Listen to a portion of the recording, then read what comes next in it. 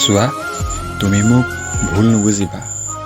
মই তোমাৰ ভাল পোৱাৰ যোগ্য নহয়, কিয়নো মই এজন দুখীয়া ঘৰৰ ল'ৰা, আৰু তোমাক আনি মই কষ্টত ৰাখিব নোৱাৰোঁ, আৰু তোমাক দুখত ৰাখিব নোৱাৰোঁ, কিয়নো মোৰ তোমাক ভাল পোৱাৰ শক্তি একেবাৰে নাই। আৰু তুমিচোন জানাই মোৰ সকলো কথাই।